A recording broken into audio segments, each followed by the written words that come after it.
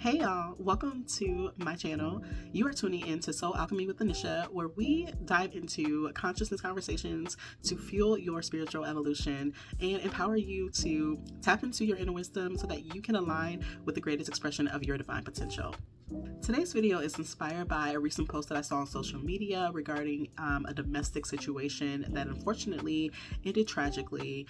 Out of respect for the parties involved and the loved ones who are left behind, I will not be commenting too much on that specific situation as I wasn't, a part of it and I'm not privy to all of the details, so I don't want to speak out of turn. But I will say that what inspired this video is the comment section of the post. Most of the conversation in the comment section had to do with emotional intelligence and how we don't prioritize that in our society, and how a lot of these, unfortunate situations can likely be avoided if we took the time to understand our emotions and learn how to work through them. So this video, we are diving into how to master our emotions so that we can learn how to respond appropriately to high stress situations as opposed to reacting. Let's get started. Historically, emotional intelligence and the conversation around being able to regulate your emotions has not really been a conversation starter until it's become a problem, right? It's usually when we have these dialogues, it's in response to something that has happened where, the emotions were high and the parties involved ended up in an unfortunate situation. And then we are, after the fact, talking about how we can help, our community better understand and navigate their emotions so that we are dealing with them in ways that are productive and healthy. But honestly, a lot of us as adults, we are going to be in situations where we are reacting to the situation, the circumstances around it, as opposed to responding to it in a way that is productive and healthy.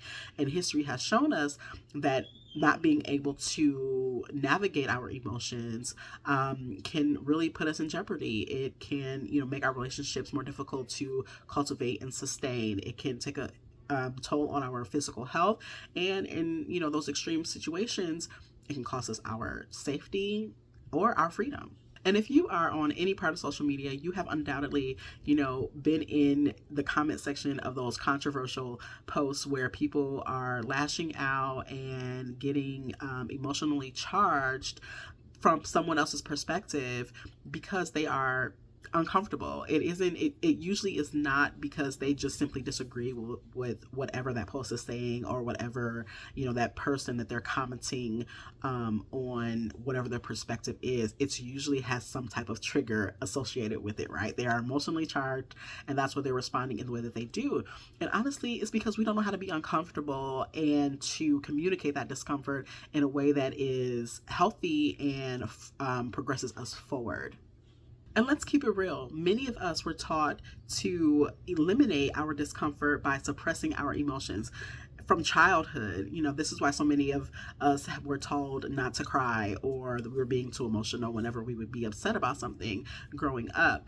It's because we don't know how to be uncomfortable, and we don't want other people making us uncomfortable with their emotions either. Here's the truth. When we don't take the time to actually sit with our emotions and understand what it is they're trying to communicate to us, we get stuck in this unproductive loop of emotional turmoil that keeps us stuck because we don't have the skills to identify, process, and transmute them in ways that feel expansive and honors our experience. And I'm gonna keep it real with y'all. Becoming a parent has let me experience this firsthand. One of my children, real quick story time, would throw the most unconventional temper tantrums in the most inconvenient ways, right? And it wasn't because they were, a bad child or just, misbehaved. It was because they didn't have the skills to process and identify their emotions in a way that made sense to them.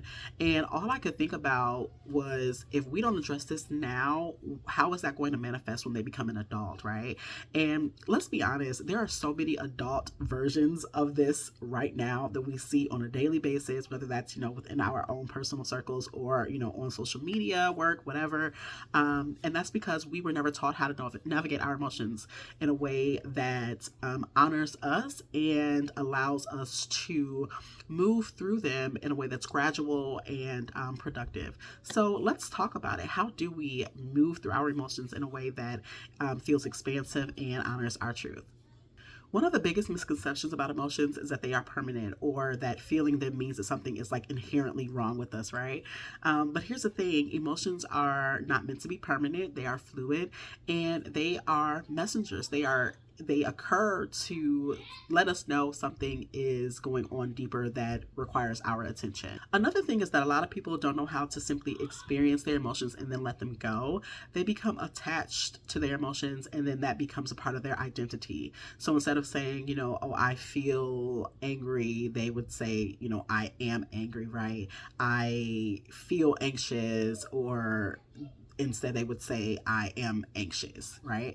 And so in doing that, it doesn't allow us to move away from that emotion in a way that is healthy. We become anchored to it, which keeps us trapped.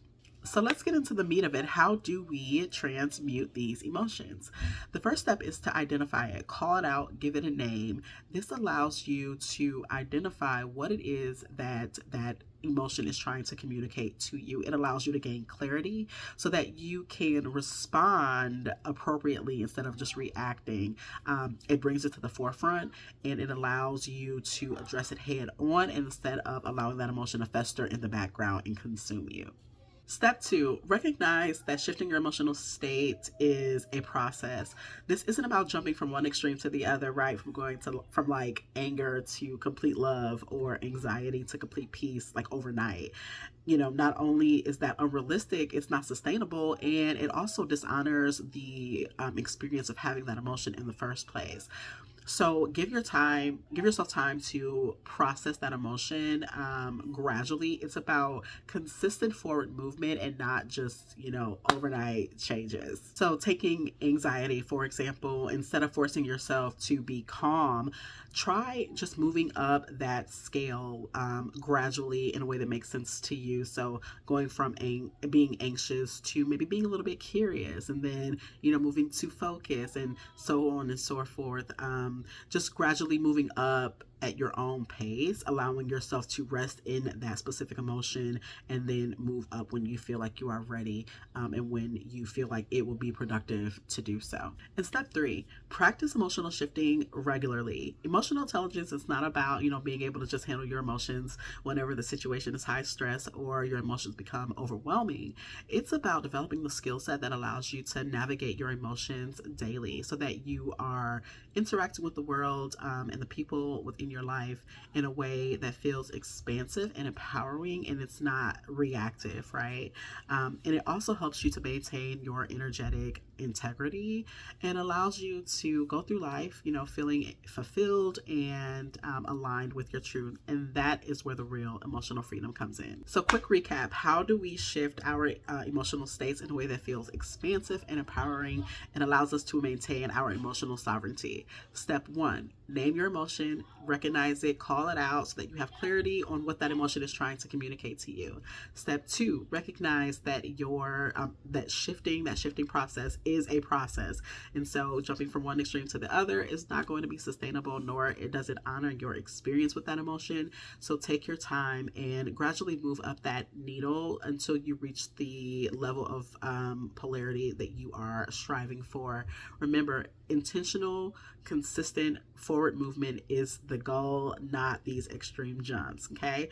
And number 3, practice emotional shifting regularly so that you develop the skill set that allows you to maintain your emotional integrity when things get tough and people try you. Emotional intelligence is one of the greatest forms of personal power that we can develop, and I hope that this video has given you some valuable skills to help you start making those shifts on your own. So if this video resonated, please go ahead and share it with somebody who you think might also find value in it, and be sure to subscribe because we're just getting started.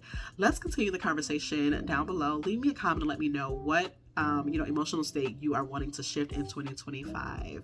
Thank y'all so much for watching, and I will see you in the next video.